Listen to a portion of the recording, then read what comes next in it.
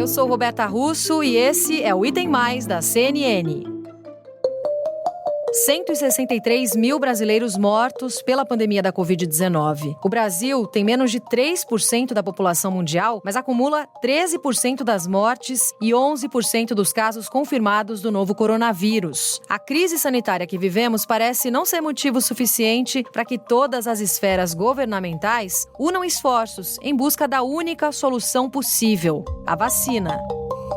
4 vacinas foram aprovadas pela Anvisa para testes em humanos por aqui, ou seja, todas estão na fase 3 de testagem. Eu vou fazer uma pequena retrospectiva para você se atualizar. São testadas hoje no Brasil a Coronavac, desenvolvida na China, que tem parceria com o Instituto Butantan. A vacina desenvolvida pela Pfizer e a BioNTech, produto do trabalho dos Estados Unidos com a Alemanha. E também temos o imunizante da Johnson & Johnson, fruto de uma pesquisa americana, e a vacina desenvolvida pela Universidade de Oxford em parceria com a AstraZeneca. No início da semana, as farmacêuticas Pfizer e BioNTech anunciaram que sua vacina contra a Covid-19 é capaz de prevenir contra a doença em mais de 90% dos casos. A Pfizer anunciou agora há pouco que a vacina que desenvolve em parceria com a BioNTech teve mais de 90% de eficácia na prevenção da doença.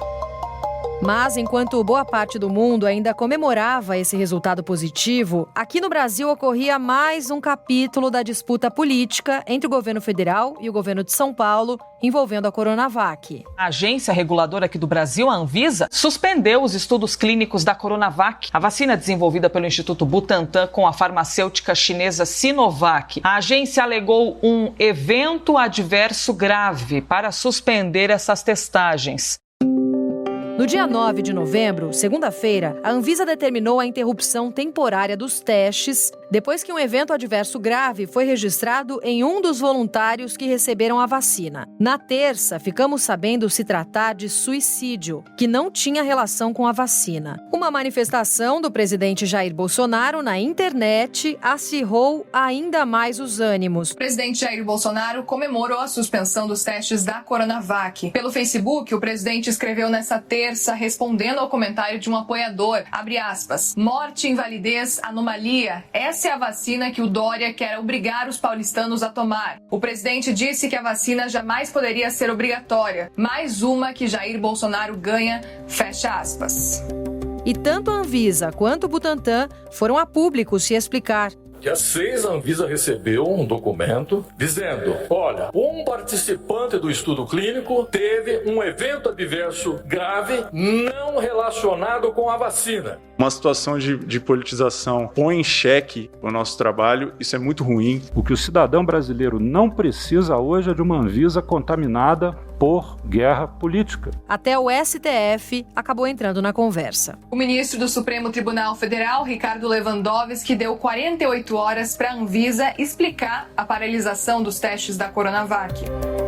Por fim, na manhã de quarta, a Anvisa anunciou a retomada dos testes com a Coronavac.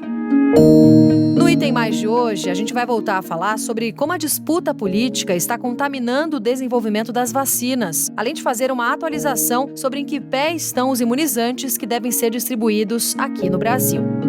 Para conversar sobre esse assunto, eu recebo hoje o diretor da Sociedade Brasileira de Imunizações, Dr. Renato Kifuri. Seja muito bem-vindo e obrigada por conversar com a gente aqui no Item Mais, doutor. Olá, Roberta. Sempre um prazer falar com vocês aí, os ouvintes do podcast. Doutor Renato, aconteceu o que a gente mais temia, né? Que é essa disputa política aberta sobre o desenvolvimento de uma coisa tão importante que são as vacinas. O quanto esse desgaste dessa semana, agora, pode ter atrapalhado o processo da Coronavac e, mais do que isso, a credibilidade em relação ao imunizante? Olha, Roberta, infelizmente, a politização e agora, pelo visto, a judicialização que a gente vai enfrentar daqui para frente vem sendo uma constante na pandemia da Covid-19. Assim foi com as discussões entre distanciamentos sociais, divergências horizontal ou vertical, usar ou não usar máscara, tomar ou não tomar vermífugos ou cloroquina, e agora com a vacina, infelizmente, infelizmente, a discussão continua sendo politizada, a vacina de um presidente, de um país, questões xenofóbicas, vacina de um governador, a vacina da esquerda, a vacina da direita. Isso realmente traz muito desgaste para a população que precisa de confiança, né? As vacinas, as pessoas vão aderir a programas de vacinação se confiarem no programa, se confiarem especialmente na vacina que está sendo disponibilizada. Então isso realmente é um desserviço, atrapalha muito as nossas estratégias de vacinação. Esperamos que possamos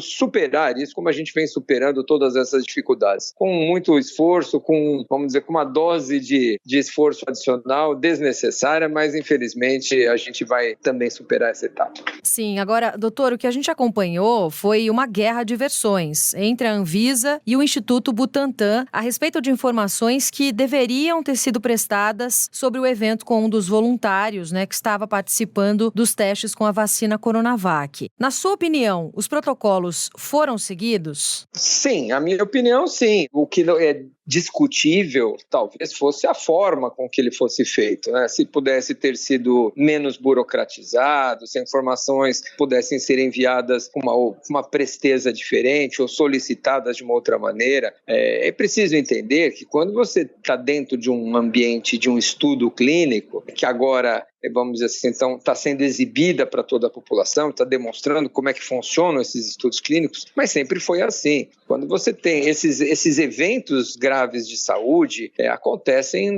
todo dia na população de uma maneira geral. Acontece com quem está dentro de estudos e com quem não está fora dos estudos também. Então, mas quando acontece envolvendo alguém que tomou um produto novo que está sob teste, é obrigação do estudo, é você avaliar e ter certeza, com todas as informações completas, que este evento grave não se relacionou ao produto que está sendo estudado, qualquer que seja esse evento grave. Então é obrigação dos órgãos reguladores você interromper o estudo, avaliar e dar sequência. Aliás, essa é uma prova de que está sendo feita uma avaliação cuidadosa e há uma vigilância sobre o que está acontecendo. Esse é um fator de confiabilidade e não de desconfiança de um estudo. O que se discute, o que se pode discutir, eu acho, Roberta, poderia ter enviado antes, depois, vieram informações incompletas, precisava suspender, poderia eventualmente ter uma reunião antes. São detalhes técnicos que eventualmente a gente não tem informações suficientes para avaliar se o procedimento, o modo como foi feito, poderia ter sido menos burocratizado. Agora, quem deve prestar informações sobre o caso, sobre esses eventos adversos graves, não é o fabricante, é o Comitê de Monitoramento Externo. Essas informações sobre os eventos adversos graves, elas devem ser fornecidas e avaliadas por comitês independentes, não do produtor, não do patrocinador. Então, eu acho que eu senti falta nesse episódio de esclarecimentos dados pelo Comitê Externo, que parece que se manifestou e acabou sendo provavelmente decisor para a Anvisa tomar a sua medida de reativação aí do estudo clínico. O que o senhor está dizendo, então, me corrija se eu estiver errada, doutor, é que o rigor científico está sendo seguido, apesar das informações terem sido divulgadas de uma forma talvez um pouco desorganizada. Exatamente isso, Roberta. As informações talvez pudessem ter sido menos truncadas, ou a comunicação poderia ter sido melhor, talvez desburocratizada. É impossível, eu diria, opinar sobre cenários que a gente desconhece o teor dos documentos enviados, trocados nesse episódio, mas que o rigor foi seguido no pé da letra de como deve ser feito um monitoramento externo. Eu não tenho dúvida de que isso foi feito e eu acho que isso não traz desconfiança, eu volto a insistir, porque esses eventos devem continuar acontecendo nos outros estudos, às vezes com a mesma vacina. Ninguém está isento de ter um problema de saúde grave, ser hospitalizado, eventualmente vir a falecer, estando ou não estando dentro de um estudo. E dentro do estudo, a obrigação sempre é tomar todas as precauções. O senhor tocou num ponto que também é bem importante das pessoas entenderem. A gente sabe que a interrupção dos testes clínicos é algo comum, que inclusive já aconteceu com outras vacinas que a gente acompanha o desenvolvimento. O que é que pode motivar a interrupção? E, por outro lado, o que acaba motivando a retomada de testes? Como é que funciona entre uma coisa e a outra?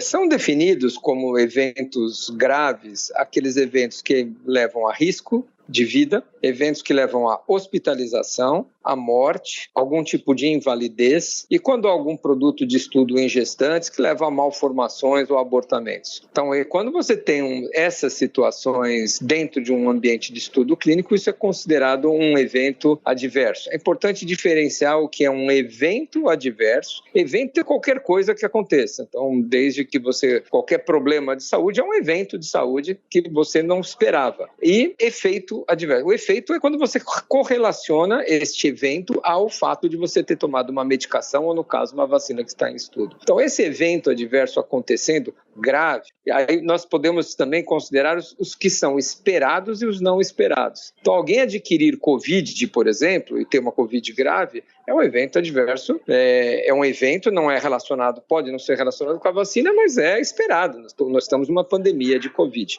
por exemplo. Então, um evento adverso grave, não esperado, obriga, sim, a esses comitês de monitoramento externo, que todo estudo clínico é obrigado a ter, são pesquisadores, estudiosos, independentes, não são patrocinados pela empresa farmacêutica, eles são independentes e eles que vão avaliar esse comitê se esse evento tem ou não nexo causal com a vacina que está sendo estudada. E até agora, o senhor acabou de explicar a diferença, portanto, de evento adverso grave e efeito adverso grave. No caso da Coronavac, a gente não teve notícia de algum efeito grave, né, doutor? Sem dúvida, foi um evento, né, que foi relatado de um paciente, um evento grave, não esperado e não teve nexo causal, não foi um efeito da vacina. Então, por isso os estudos seguem, como foi com a vacina de Oxford, como foi com a vacina da Janssen, e provavelmente isso deve acontecer, eu já antecipo que isso não é uma exclusividade de uma ou outra vacina. Quem faz estudos clínicos é prática comum esse tipo de avaliação dentro de um protocolo de pesquisa. Agora, em muitas dessas vacinas que estão em desenvolvimento, os voluntários recebem 2 doses com intervalo de tempo entre elas, né? No caso da Coronavac, intervalo de 14 dias. Quando a gente tem uma pausa, esse processo por um tempo maior ou mesmo por um tempo curto, é preciso recrutar os outros voluntários, né? É possível que esses voluntários tenham perdido o prazo da nova dose? Como é que funciona? Isso pode atrasar? Normalmente, Roberta, esses intervalos eles não são tão estreitos, tão rígidos, né? Por exemplo, nas vacinas de Oxford, o intervalo é de 1 a 3 meses entre as doses, né? Então, você tem esses intervalos, porque no mundo real, quando as vacinas forem licenciadas, as pessoas não tomarão exatamente uma primeira dose e outra depois de exatamente 2 semanas, ou 21 dias, ou 28 dias, dependendo da vacina. As vacinas têm sido estudadas com intervalos diferentes. Mas, então, essas vacinas são aplicadas com uma margem, às vezes, de 1 ou 2 meses. Então, interrupções curtas não atrapalham em nada esses intervalos, elas continuam funcionando, porque o racional de nós aplicarmos uma segunda dose é aproveitarmos aquele estímulo feito com a primeira dose na indução de uma resposta do nosso sistema imunológico e aplicar como se fosse um reforço, né? Uma segunda dose amplifica essa resposta imunológica nossa. Então, ela já acontecendo no passado, você pode não necessariamente precisar dos 21 dias, pode ser com 40, com 50, com 60, em geral, não há nenhum prejuízo, você não precisa recomeçar esquemas. Aliás, essa é uma prática que a gente usa para todas as vacinas. Se alguém perdeu alguma dose de uma vacina, a segunda ou terceira dose, em geral a gente nunca recomeça o esquema, nós terminamos os esquemas começados. Agora, doutor, como é que o senhor acredita que fica a imagem da Anvisa, que é a agência responsável pela aprovação de todas as vacinas que serão aplicadas aqui, depois de ficar no centro dessa discussão política, de ter, inclusive, feito uma coletiva de imprensa nesta terça-feira para dar mais explicações sobre esse caso? Como que fica a imagem da Anvisa? É uma pena que essa contaminação política atinja um órgão tão sério, tão respeitado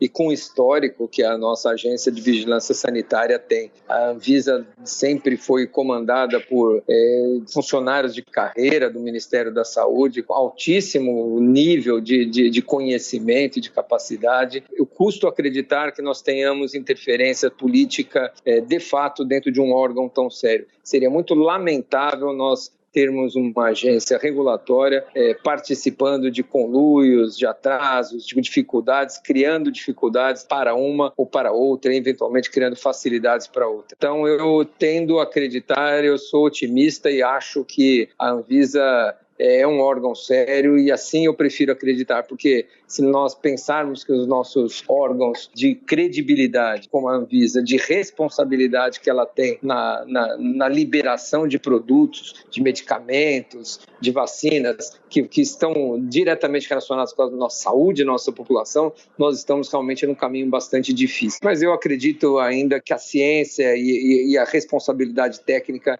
ficará acima de tudo isso. Agora, falando sobre a vacina da Pfizer, que anunciou ter sido eficiente em 90% dos casos, a gente também começou a semana com essa notícia, doutor. É a mais promissora das que estão em testes aqui no país? Como é que o senhor recebeu esse anúncio? Falta um artigo para a gente ter mais detalhes sobre esses resultados? Sem dúvida foi um anúncio feito pelo CEO da empresa, comentou alguns dados de número de casos, vídeos, mas não há nenhuma publicação no meio acadêmico, nós desconhecemos o que significa esses 90% anunciados. Se é 90% em adultos jovens, 90% em idosos, qual é a margem de erro desses 90%, qual é o intervalo de confiança que nós chamamos dentro do estudo, como é que essa vacina se comporta em portadores de doenças crônicas, em idosos, se a vacina é 90% eficaz na prevenção de doença clínica ou de hospitalização. São outros desfechos que o andar do estudo vai nos demonstrar. Claro que uma vacina que funcione sob qualquer um desses pontos de vista que eu citei, em 90% é uma ótima notícia. Então, nós devemos sim comemorar 90% para qualquer dado de qualquer vacina. São números bastante otimistas, mas nós precisamos olhar com cautela, porque precisamos entender melhor quais são os resultados para essas diferentes subpopulações e tudo mais. E para quem esperava, pelo menos uma eficácia mínima de 50% para o licenciamento de novas vacinas, 90% realmente é bastante animador nesse sentido. Mas vamos aguardar os estudos dessa e de outras. Essa é a primeira informação que nós temos dos dados de estudos de fase 3. Então, a própria vacina do Instituto Gamaleya da Rússia também anunciou eficácia semelhante, mas são anúncios, não são dados publicados, mas que nos trazem algum otimismo. Provavelmente não seriam levianos a ponto de fazer anúncios faltando com a verdade com a população. Então, eu acredito que esses dados em breve estarão disponíveis para uma melhor análise. Quer dizer, como o senhor bem explicou, é um anúncio positivo, otimista, mas a gente precisa aguardar mais detalhes da comunidade científica, mais publicações, inclusive, e revisão de pares e tudo mais. Exatamente, a submissão para registro de dossiês de vacinas como esses, precisam todos esses dados estarem disponíveis para avaliação dos pares e das agências regulatórias, e não anúncios feitos pelo CEO, pela parte comercial, pela parte não médica das companhias e dos desenvolvedores de vacina. Agora, doutor, enquanto a gente acompanha todos esses testes, é bom a gente lembrar que as pessoas não costumam acompanhar com esse nível de detalhe, e de curiosidade por todo o processo, as fases de uma vacina, Isso está acontecendo porque a gente vive uma pandemia. E a gente vê também pesquisas apontando que vem crescendo a parcela da população que diz que não vai tomar a vacina contra a Covid-19. Como é que o senhor acredita que seja possível convencer essas pessoas a, de fato, se imunizarem quando, claro, a gente tiver uma vacina e diante dessa disputa toda? Eu acho que esse é um fenômeno mundial, Não é uma característica só do brasileiro. Acho que tem dois fatores que impactam aí na predisposição ou não da população em se vacinar. Uma delas é a confiança, A confiança no processo, na classe política, no sistema de saúde do seu país e na comunicação efetiva. É um dos pilares da adesão da vacinação para atingir coberturas vacinais ideais. E outro pilar importante que é o receio que a população tem. Então, quando você está vivenciando o pico de uma pandemia, quando você está dentro da sua casa, quando você está vivendo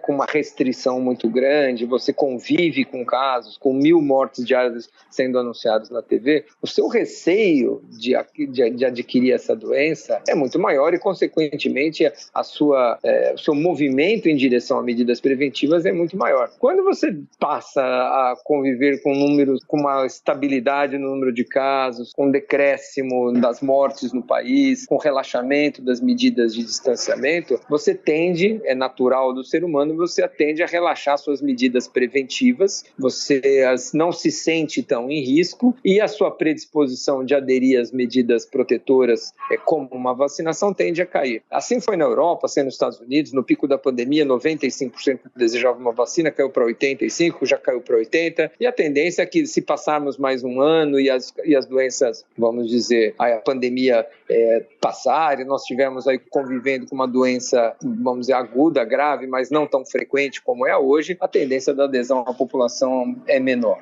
O que é um equívoco também, porque não é o fato de você não conviver com a doença que te deixa mais tranquilo, mas são esses dois fatores. Então, acho que nós precisamos, quando dispusermos de vacina, termos uma comunicação adequada. Esses são os grandes desafios do nosso programa. Não basta ter a vacina, não basta ter o insumo, não basta ter o profissional da saúde treinado, se nós não tivermos as pessoas convencidas a se vacinarem, seja pela sua segurança da vacina, seja pela importância da prevenção. Sim, agora, doutor, para terminar, a gente já falou sobre isso aqui no Item Mais, a gente fala bastante também na programação da CNN, mas eu queria que o senhor deixasse isso claro também neste momento aqui. Existe alguma possibilidade de uma vacina que não for segura para as pessoas ser aprovada, né, com todos esses processos que a gente tem, com a comunidade científica envolvida, seguindo todas as fases dos testes que a gente vem acompanhando aqui no país? De maneira nenhuma, Roberta, categoricamente de maneira nenhuma. Não é possível que nós licenciemos uma vacina sem uma aprovação dos órgãos regulatórios, da comunidade científica, sem que esses dados sejam consistentes com segurança e eficácia da vacina. Então esse recado eu acho que é de suma importância, porque quando nós tivermos uma vacina disponível, seja por um governo estadual, seja por um programa nacional, essas frentes aí liberadas através de parcerias, de acordos bilaterais, ou compradas do exterior através de fundos que o Brasil participa, essas vacinas só estarão disponíveis porque elas demonstrarão, ou porque tiveram demonstrado sua eficácia e sua segurança. Então, isso realmente não precisamos ter esse receio. Quando tivermos vacinas, elas serão vacinas indicadas e recomendadas não só pelos programas públicos, mas por toda a comunidade científica, pela sociedade médicas, que endossarão, sem dúvida, essas recomendações. Tá certo. Dr. Renato Kifuri, diretor da Sociedade Brasileira de Imunizações, muito obrigada pela participação hoje com a gente. Bom trabalho para o senhor por aí. Obrigado. Parabéns aí pelo trabalho da CNN. Um abraço. Valeu, doutor. O Item Mais de hoje fica por aqui. Você pode e deve seguir acompanhando a cobertura completa sobre as vacinas e os testes na programação da CNN Brasil e em todas as nossas plataformas. Tchau, até amanhã.